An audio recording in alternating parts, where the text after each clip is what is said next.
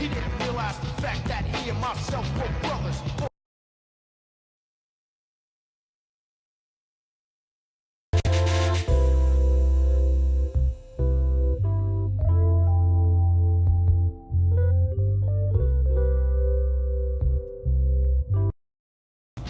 Because I think it's about time that everyone knows.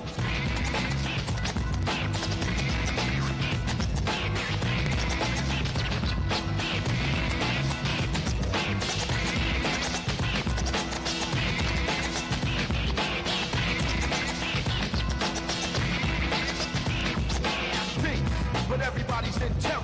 We're going back to the caveman era when people got killed. As we promised, it was Def. Yes, y'all. That's right. I'm sitting right next to MC Steph, you know, feeling like Mia Peebles and whatnot. Except for this show ain't getting canceled, you know what I'm saying? Anyway, MC Steph, exactly what part of Cambridge are you from? The port. You're from the port? Yeah. What school you go to? Orange. Okay. Range. Range is in the house. Range is in the house. You know, it's always good to see a female rock. You know that? Yeah, because a lot of people nowadays, you know, they think watching males is, you know, just plain. But once a female comes out, you know, and start giving out, you know, more, it gets a lot of people, it gets, I don't know, how can I say it? Like, a lot of people think it's better to have female rappers nowadays.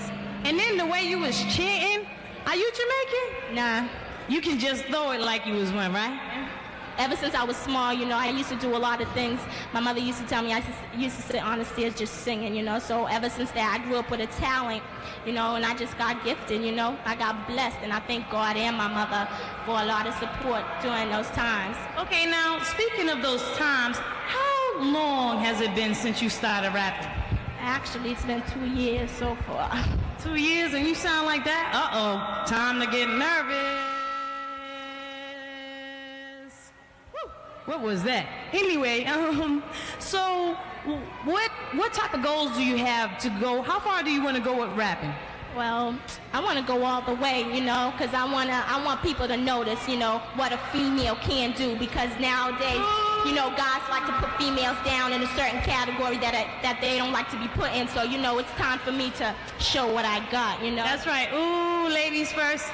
Ladies first. Oh, anyway, so what do you think, what would you call your style? My style? Yeah, your style. What's your flavor, you know, when it comes to the rhyme skills? You know, I like to be hardcore, you know, I like to put I like people to know how I feel, you know, because when it comes to rapping these days, some people, I'm not saying all, but they really don't make a lot of sense. But now you have to be hardcore because, yo, the world, I don't know, but... So who's some of your favorite artists? Latifah, actually, yeah, Latifah. Do you find her to be a big inspiration, even though some people think that she's crossed over? I find her a big inspiration because, you know, once I've watched her on TV, you know, a lot of people, I've seen her so many times, and I think, yeah, you know, rapping is for me. You know, females gotta do what they gotta do. Yeah, I hear that. So, are there any males that inspire you at all? Well, not really. Oh, sounds like a personal thing to me. Anyway, so do you feel that males may change their views after seeing, you know, fresh females like yourself?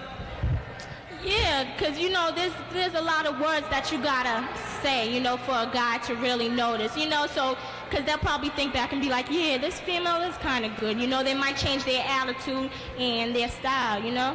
Mm-hmm. So, have you, you know, been in the studio, made... 4, 3, 2, 1. Welcome to Happiness in the City. This is Barbara Null, and it's just so great to meet with you today as we talk about very important matters connected with how to be happy, how to create happiness in the city rather than misery. And today I just wanted to focus on a very important topic, and that is housing. Right now there's a massive controversy in Poland concerning one of the primary candidates for the administrative office in the Polish government, and it turns out that he has in his recent history apartment swindle. He swindled a very old man. I won't mention names here because it's not about names, but it's about priorities of our financial and economic thinking. In this particular case, the man promised to get a signature from the old man to transfer the ownership of the apartment on condition that he will take care of the old man for the rest of his life. As soon as the signature showed up on the documents, the old man was taken to court, considered crazy, insane, and put on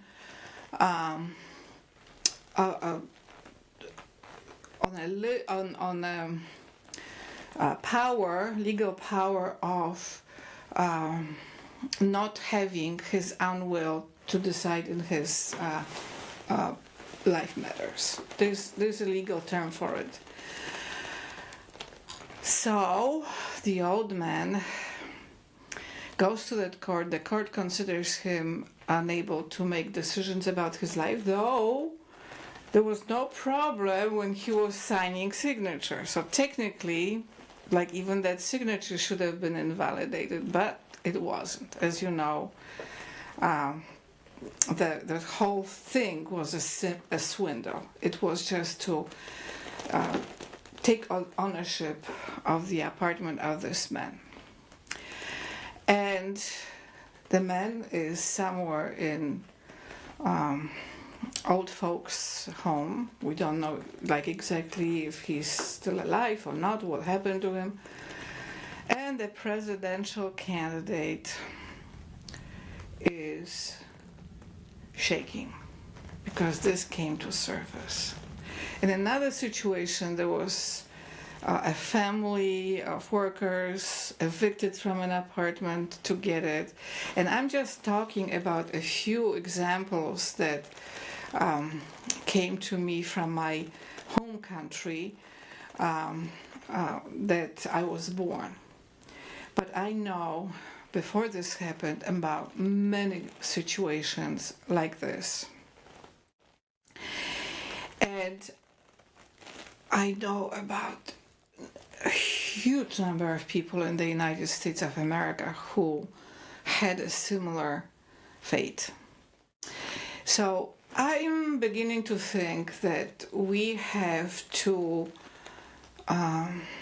focus on a very important matter: how to take care of life in a country, within a country. In America, we actually have in the constitutional document, which is a civil document, it's not divine document, like in some countries there are divine constitutions created by divine kings, but this is a civil document, right? And this civil document, which is just the foundation of relationships between people in matters of property, in matters of peace in the neighborhoods. In this document, there is very clearly written right to life. So, can we have life if there is no home to house it? No, we can't. And we should stop fooling ourselves with thinking that right to life is not violated when we take opportunities from people to have even a basic place to live. In former centuries, that those basic places were small huts somewhere in the villages, but everybody had a place to live. I spent a lot of time in my grandparents' farmland, and everybody there had a place to live. Dogs, cows, horses, all the animals, all people. Some had better houses, some smaller, some just little places, but there was everybody accounted for. Everybody in the village counted. So there was no anonymity of being present in the village. And when we look at what is happening today in the same neighborhood where I grew up, I grew up in the city of Gdansk, but I spent a lot of time there. Today, those are empty spaces, either empty spaces or a few remaining households, potential for building new ones, but they are empty. They've been hollowed out. And the earth is not cultivated. The animals, they were sold. They're not there. And the human relationships seem to be broken and just filled with anxiety that no one counts, that it's just a place for nobodies. So this is a situation that was created because of economic ways that focus on profits from everything, even life itself. In other words, if you are old and you don't make profit and you have a beautiful apartment that can make profit, that economic thinking wants to get rid of that rightful owner, sell the apartment on the market, and keep developing equities based on that human suffering. So I would love somebody, some organization, to tell us how many people were affected by that. How many people lost their places either because of old age, before the time that before the natural lifespan. How many families were destroyed because of that?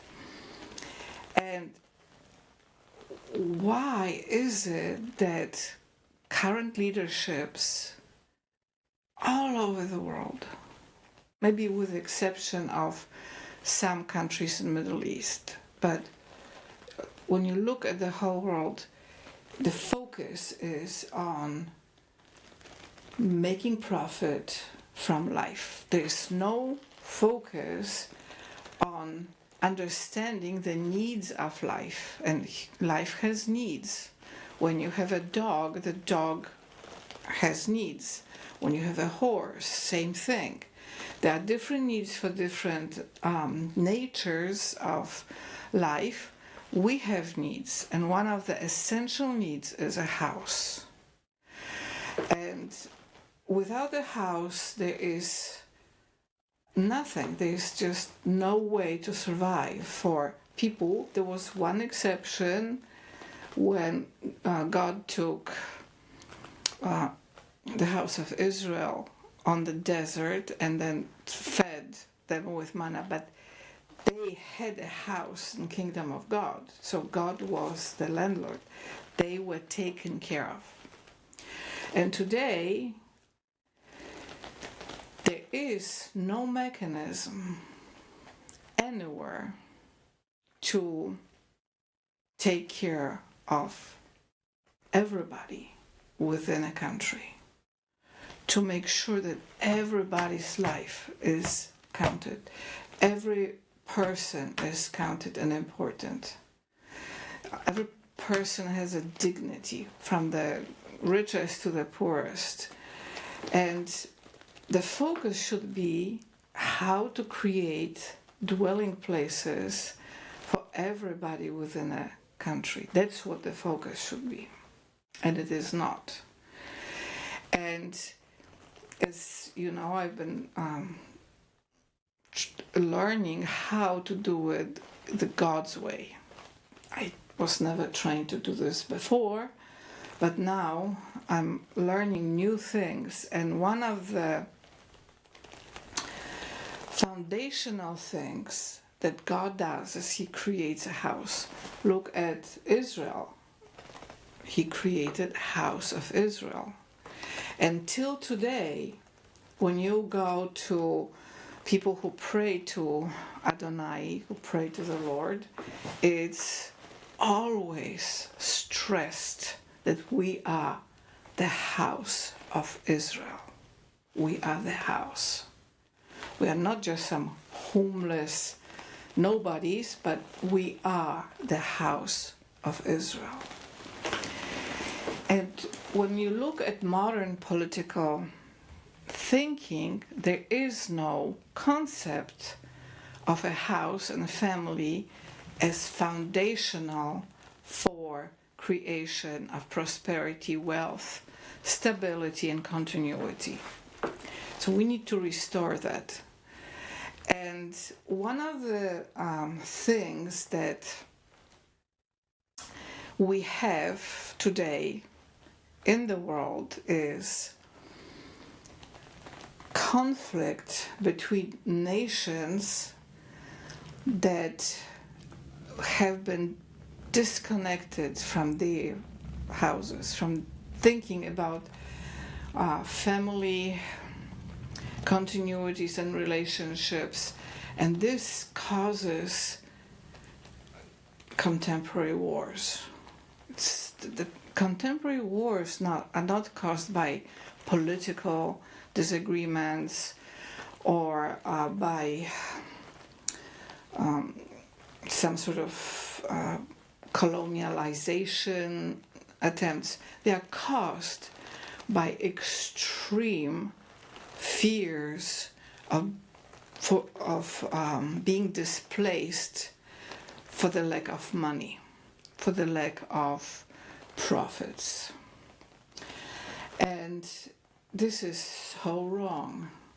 Can you imagine, in many countries in the world, there's family knowledge how to survive, even 100 years. And now this was disrupted. And people don't know how to have their own children to continue this. They don't know how to continue their households.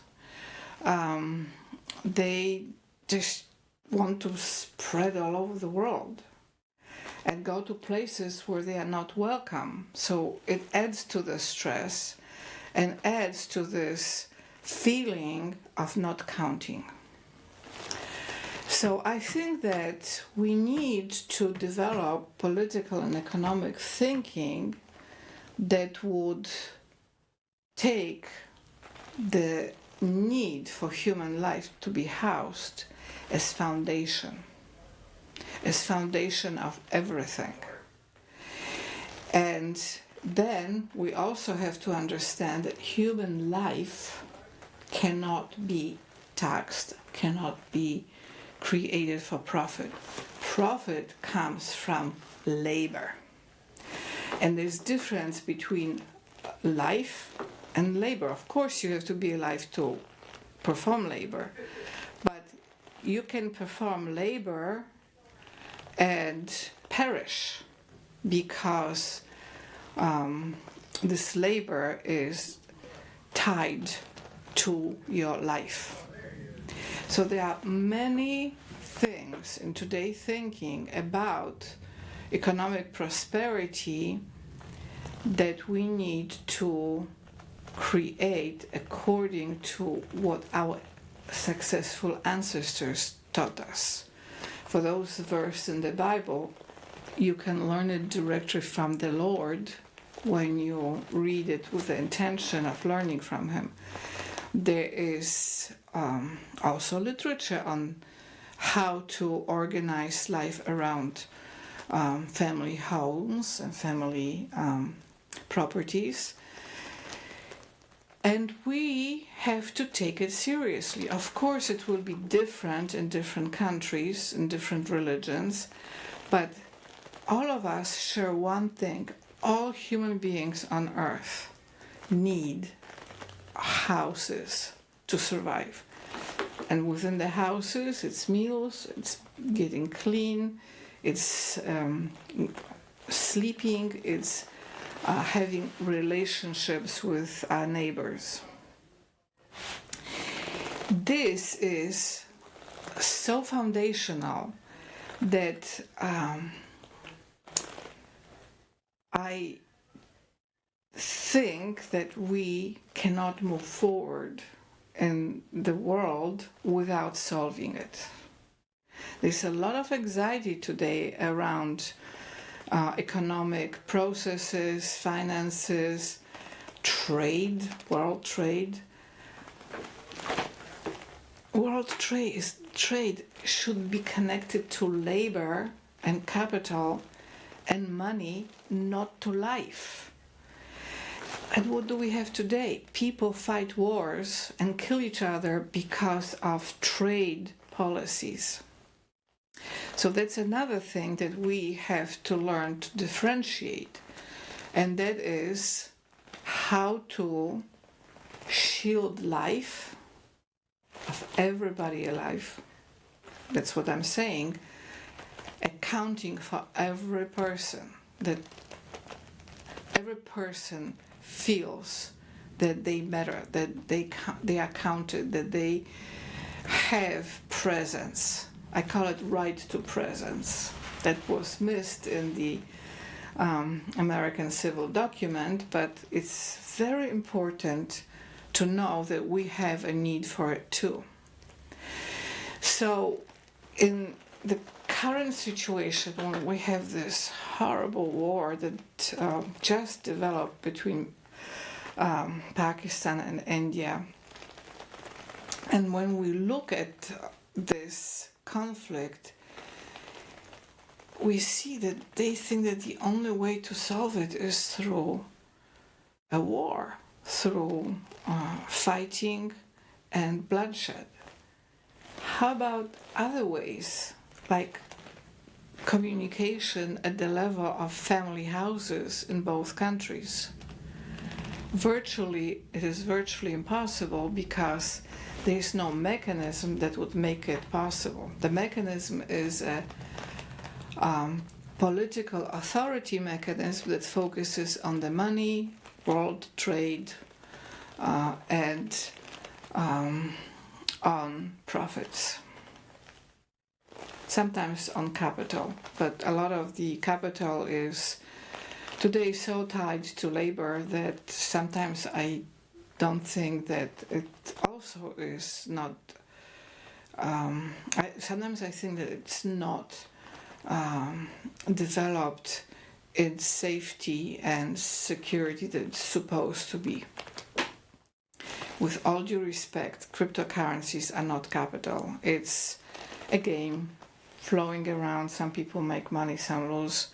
But capital has to be based on a lasting, enduring value, like gold or silver, and land, continuity of inheritance. So it's another aspect of current economic thinking that should be developed. And finally, I figured out, I finally understood deeply the problem that Karl Marx and communism created. They created call for constant fight, for constant division, workers, owners, landowners, proletariat. So there was no way to create peace in the hearts of people, but instead of peace within the hearts, the focus went on creation and continuation of constant conflict. So that's an error against life itself, because life within our hearts can only be released to the whole body when the heart is at peace. So it is time to end that era of communism and all of those lifeless revolutions and return to knowledge about how to create life around family houses, how to develop a sense of security and safety that comes with peaceful hearts that deliver life to the whole body, and how to know the right way of living peacefully and creating wealth. So as we continue in this beautiful